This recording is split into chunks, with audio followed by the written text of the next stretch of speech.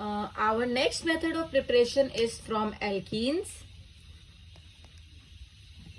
From alkenes. If you have this compound RCH double bond CH2 and if you have HX, then it will follow Markovnikov's rule, which you have done in class 11th only. It will form RCH CH2 and X will come here. It is following Markovnikov's rule.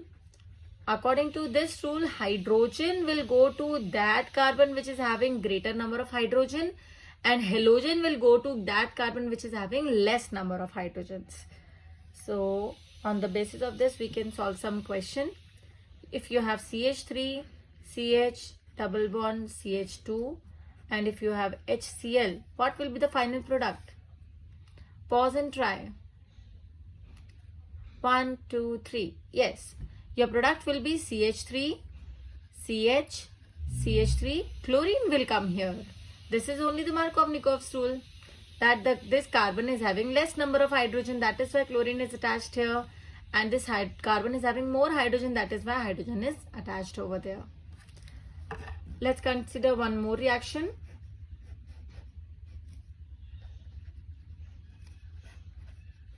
Yes, you can pause and then try.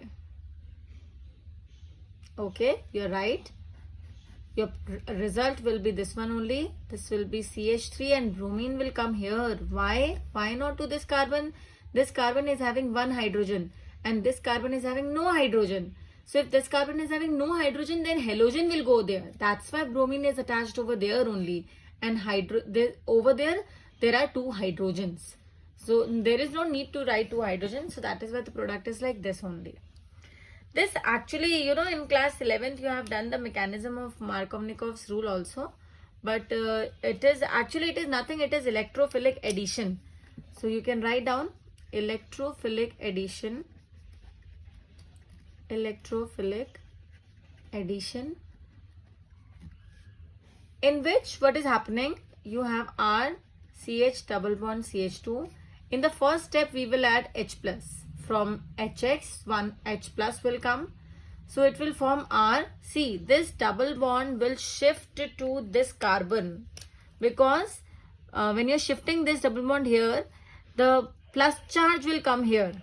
See, on this second carbon, the plus charge will come. CH, single bond CH3 and positive charge will develop on this carbon. And this is a secondary carbon. We can shift this bond to this carbon also, but the carbocation which will form from that shifting will be primary carbocation, which is actually not stable. That is actually secondary carbocation is more stable than primary carbocation. That is why we should shift the bond to this side. So this is secondary carbocation which is forming. And then what you can do, you can give X minus, and after giving X minus, your result will be R, CH, X and CH3. So this is your desired product which you want. Okay, now you can do one question. You have CH3, CH, CH3, CH double bond CH2. You can react it with HBr. You can try and you can pause and try the answer. Okay. If you're making this product CH3, CH, CH3, CH, Br and CH3, if you're thinking that this will be the product, then you're completely wrong. Why? Because let's go for the mechanism. As I've told you that you always should follow the mechanism. So first try to shift this bond on this carbon. When you will shift it, it will form CH3, CH, CH3, C positive and then H and single bond CH3 will come. Now this positive is a secondary carbocation. But if you will shift this hydrogen to this carbon, then it can form a tertiary carbocation which is more stable than secondary carbocation. So we can do hydride shift. Why? After doing hydride shift, you will get a carbocation, which is the tertiary carbocation, which is more stable. So that is why we can do hydride shifting over there. After this, you can give halogen to this compound, that is bromine, and it will form CH3, C, CH3, Br, CH2, CH3. So this will be your final product on the basis of stability. After this, we can go for our next effect, which is peroxide effect. Peroxide effect.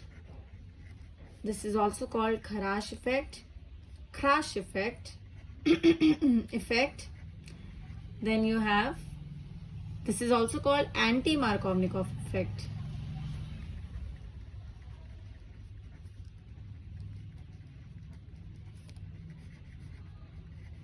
Mechanism of this you have already done in class 11, so we will not go for the mechanism of this reaction.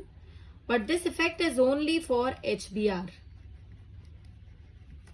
See, if you have this compound R, CH, double bond CH2 plus HBr, and it is reacting in the presence of peroxide. What is peroxide? C6H5COO whole twice O2. That is your peroxide. Then the hydrogen will go to that carbon which is having less number of hydrogens, and halogen will go to that carbon which is having greater number of hydrogens. So this will be your product in the case of peroxide, and HBr should also be present over there. So now can you tell me what will be the product if you will react CH3, CH double bond CH2 with HBr as a peroxide and HCl with peroxide? Just pause the video and then try. Yes, your result is your product is completely correct. The answer will be CH3, CH2, CH2Br in this case. But this is HCl. So this, I have told you, in the case of HCl, this peroxide effect, Kharash effect and anti-Markovnikov effect has no role. So it will follow Markovnikov's rule only, and it will give you this product. So I hope the confusion is clear between these two. You can try this question on your own. If you have